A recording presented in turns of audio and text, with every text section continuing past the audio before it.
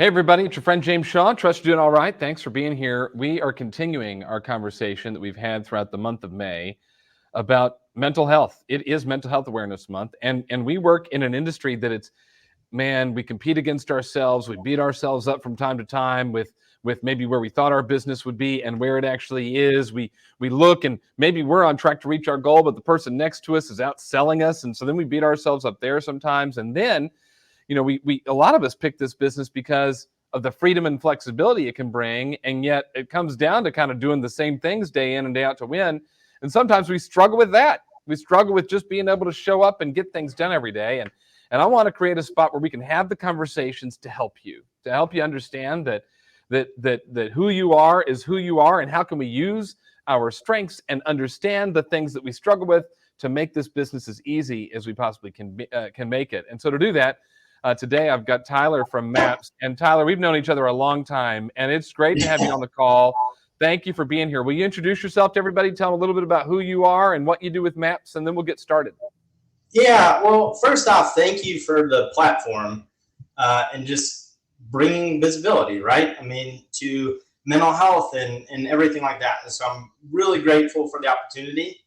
My name's Tyler Elstrom. I'm a MAPS coach. I've been a MAPS coach for over 5 years now, and my specialty is agents who have ADHD, who are about 350,000 in GCI or above.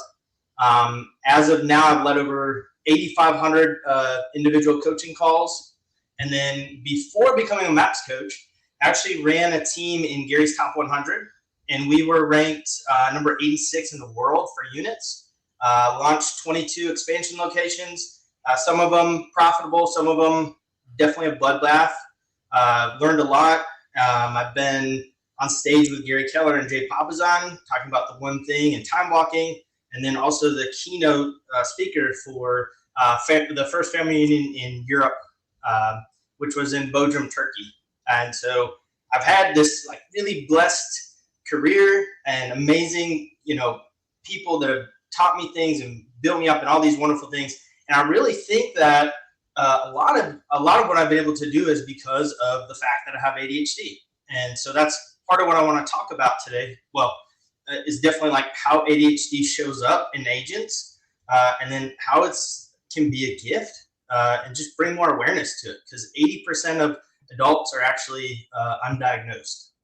Well, this is the thing, is that sometimes you'll hear people almost joke about it. Well, it's my ADHD. Mm-hmm. It's no laughing matter. ADHD can really be a challenge for people when it comes to waking up every day and doing what they got to do to pursue their goals in this business. And it's great to hear that MAPS and Keller Williams are working hard to help agents that might struggle with this or have a challenge with it. Would you, because again, it's something that gets tossed around kind of jokingly, but can you define ADHD for us? Yeah, absolutely. And so ADHD is not just this fidgety restlessness, squirrel, something like that. I mean, it's neurochemical. That's what ADHD is. It's a misregulation of norepinephrine and dopamine and these different chemicals in your brain. And we actually have a different brain structure. You can see that, on scans. And it's responsible for the reward center, the motivation center, the emotion regulation, being able to calculate time, being able to organize, being able to prioritize. It's so much more than just restlessness. And there's actually, multiple types of ADHD or subtypes and how it shows up. And some people don't even really have the restlessness. It's pretty fascinating once you dig into it. So it becomes a bit of a misunderstanding, and that's where the joke will come in. Oh, squirrel, I've got ADHD, but it's a real thing that many people struggle with and have to work alongside. So, you coach a lot of agents that are working alongside having ADHD. What are some things you notice in the clients that you coach? And then, maybe, if we recognize some of these things in ourselves, what are some solutions for us? Mm-hmm. That's a really great question. It can show up different for a lot of different people. One thing that is pretty prevalent is the inability to kind of focus on something for a long time that you're not interested in. And so one So that focus, and then there's this hyper fixation on things you are interested in. And so it's like, why can't I, do the laundry or clean up or organize my desk? And it feels so difficult. And then I can spend 5 hours showing a house and not even want to slow down and work until 11 p.m. What is this kind of like? Why can I only hyperfixate on the things I like? So that's one way it can show up. Time blindness is another way, and that's the inability to gauge how long something's going to take or how long it's going to take to get there. And so if you are really put together and you don't want to, and you just keep finding yourself being late, kind of chronically late, that's a way that it can show up. Emotion regulation. So the ADHD brain, because it's neurochemical, for a lot of people, your brain can go from understimulated to overstimulated multiple times throughout the day. And so you're going to swing where, you just can't find any motivation, right? Maybe that's like a lack of dopamine or that reward center is not lighting up. And so you're just struggling to find any kind of motivation to do something, or you're just so bored, right? Maybe you're sitting in a class and you're like, oh my gosh, I'm going to like just crawl out of my skin. I'm so bored, or I can't read this book. It's like I can't make myself do that. And then you might swing to the other side and be overstimulated and say, oh my gosh, like, I can't focus. There's too much noise around here. The lights are too bright. For example, for me, when I go into a department store, like Walmart, for example, a lot of times I actually have to wear sunglasses and sometimes noise canceling headphones because the stimulus can be really overwhelming if my brain's already overstimulated, and then it can actually cause like emotion regulation or just kind of a panicky feeling. So that overstimulus, I'm going to keep going, James, if that's okay, because there's a lot of. Yeah, no, I mean, I think you can. There's one though that I want to pause on real quick, and that's just, and that's the first thing you brought up. This, look, we know what we're supposed to do, but we just aren't able to sit down and do it, Right. whether that's procrastination or whatever. And I immediately think of agents who go, man, sitting down to lead generate every day. Sitting down to lead gen every day is a challenge. I can't sit down in my chair. And first of all, part of it is we think that lead generating means you sit down in your chair and call people for 3 hours. It doesn't mean that. And yet for that person that says, I struggle to sit and do a task for a long period of time, what advice might you give? That, and first off, having a coach that can look through an ADHD lens is really important, because our brains are a little bit different. The just do it, or if you don't do this, you've got to donate $500 to whatever, doesn't always work, and then it can breed a lot of shame. And so the analogy that I like to give, long story short, we work with the brain. And so the ADHD brain, there's an analogy for things that we're actually drawn to. So the analogy is called INCUP. So it's INCUP, and it stands for interesting, new, challenging, urgent, or a passion. So interesting, new, challenging, urgent, or a passion.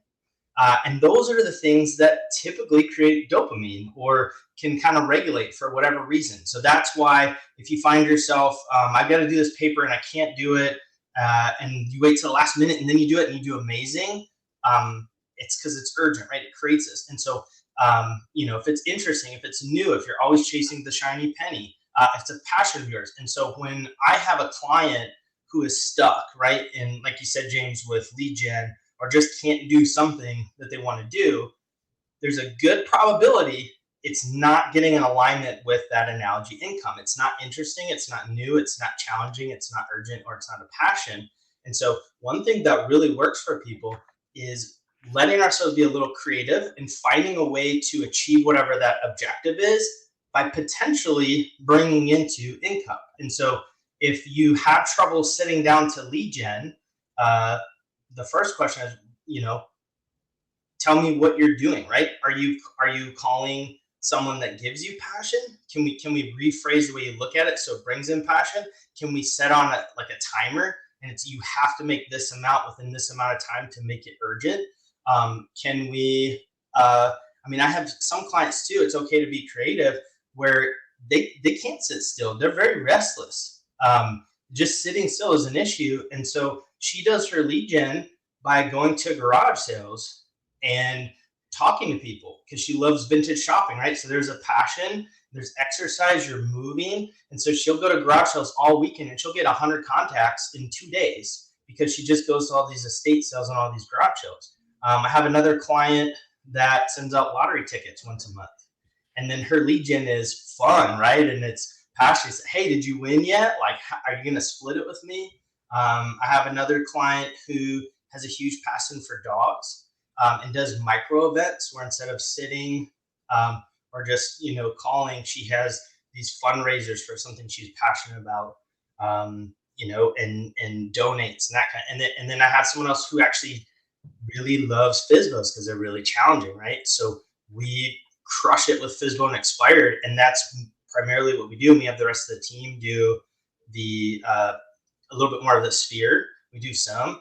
We're getting them their challenge. So again, working with your brain and getting it in that analogy can be really helpful.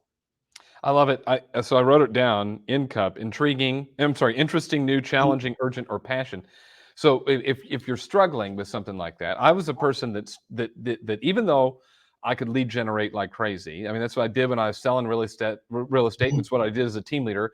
I found I had to do it in 45-minute chunks and take a break. Any longer than that, I couldn't do it. But I love the perspective of going, okay, if I'm struggling with something in my business or in my life as a whole, I can ask myself, how can I make it interesting? How can I make it new? How can I make it challenging? How can I make it urgent? Or how can I bring passion in? Just reframing it, not as a problem, and this sounds very maps and bold and all this kind of stuff wrapped in, but it's not a problem. It's what's my opportunity here? How can I take the way that I'm made and use it to help me? Because there have to be, for someone that suffers from ADHD, we have to go look at it and see it as a benefit, not something that hinders us. Would you agree?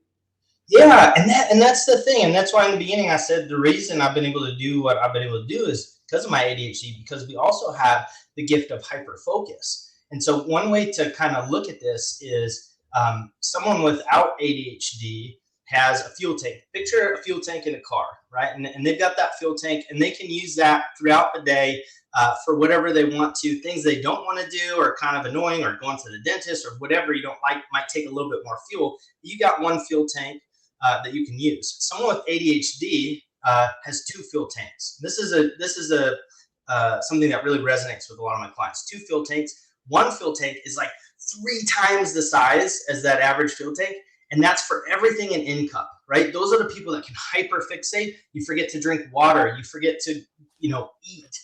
You're just so focused. You're so passionate. You have this unlimited energy that you just don't get tired of these things in there, and you can do amazing things. And then you have another fuel tank that's maybe a quarter size of the fuel tank in the car, and that's for everything that doesn't fit in INCUP. And that can be bigger or smaller depending on who you are or what you're going through, or the time of day, if you slept well, if you exercise. And then once that's drained, that's where we get like anxiety, depression, burnout, emotion regulation. And so we want to leverage everything out because you have this amazing gift of hyper focus. Also, people with ADHD have on average 10 times the amount of thoughts as someone who doesn't. And so, if we're talking about being an entrepreneur, 10 times the amount of thoughts, you're going to have a lot of great ideas. They also have proven that the majority of people with ADHD think different. They have a different type of creativity. There's a lot of famous people who have ADHD. Albert Einstein is one that most scientists, if not all, agree has ADHD. Michael Jordan has ADHD. Justin Timberlake, Abraham Lincoln. There's all these really creative people that have that. And then there's this passion, empathy. I know for me, like growing up with ADHD and not having a diagnosis, I always, thought maybe I was lazy or, unmotivated, or why could I never, do my chores or anything? But then I could go play soccer for hours and just think about it all the time. And so, there's this amazing gifts with it, and we want to work with it instead of against it. Yeah, give yourself some grace. See it as who you are and how you were made, and find ways to to allow that to move you forward. So you said at the beginning that 80% of adults who have ADHD go undiagnosed. Someone might be listening to this and going, I wonder, what advice would you give? What resource would you point them to? What would be a next step for somebody who's curious if maybe this is something that's a challenge for them? Yeah, I mean, then this is what I tell a lot of clients is if you can find an ADHD center close to you to get a formal diagnosis. I mean, sometimes things can look like ADHD that aren't. Um, like if you have PTSD, sometimes that can have symptoms where it's trouble focusing, brain fog, which is a symptom of ADHD, anxiety, emotion regulation. Uh, that sometimes can show up. More often, people get incorrectly diagnosed with bipolar. Um, there are a lot of people with ADHD that can get diagnosed with bipolar, and it's actually the motion regulation swings, and it's not actually bipolar, and they get on meds for that, and it's not the right fit. It actually makes it worse. So I would go to a specialist, and I would go to an ADHD center because it is really it's complex, and it can show up differently, and then you can get a test and you can find out, there's two types. We have the hyperactive type, and then we have the inattentive type. So hyperactive shows up more in men, but it can show up in both, and then inattentive shows up more in females, and you can have a mix of both. So hyperactive is going to be you're restless, can't sit still, fidgety, trouble waiting in line, impatient. Inattentive is going to be more forgetting details, brain fog, losing your keys, forgetting what time it is, daydreaming, that kind of stuff. And so go type in, ADHD specialist or center, and then whatever your city is. Or if you're in a small city, maybe the big city closest to you. I drive an hour and a half to South Carolina for the center that I go to, because they're also going to help you if you choose to use medication. Because this is a neurochemical thing, there are a lot of people that find benefit from it, and there's a lot of stigma around it because a lot of people haven't gotten the right type, and it doesn't feel good, or it doesn't help, or there's just a stigma in general sometimes. And so you can actually get genetic testing that'll tell you which ones have side effects, which ones would be more effective, which ones work with your chemistry. For me, I even had to have, just try a few. So anyways, go to a specialist for sure, get a formal diagnosis, find out what type you have, and then talk with that professional as to what the best, treatment is for you with that. It's good advice. And Tyler, we could continue this conversation for hours, quite frankly. There's so much more we could go into. I know that you're working on a program with MAPS to be able to support this community. If someone's got questions or wants to reach out or learn more, what would you tell them? Where should they go? I thought about this, and I actually am going to give my cell phone out. We're working on a training for all of MAPS, because we're estimating that anywhere from 25 to 50% of agents may be on the spectrum of ADHD or have that. And, if you're watching this and you don't have ADHD, all of this stuff still helps you. Like if you don't have ADHD, but you're having trouble getting motivated, you probably won't if it's a passion, right?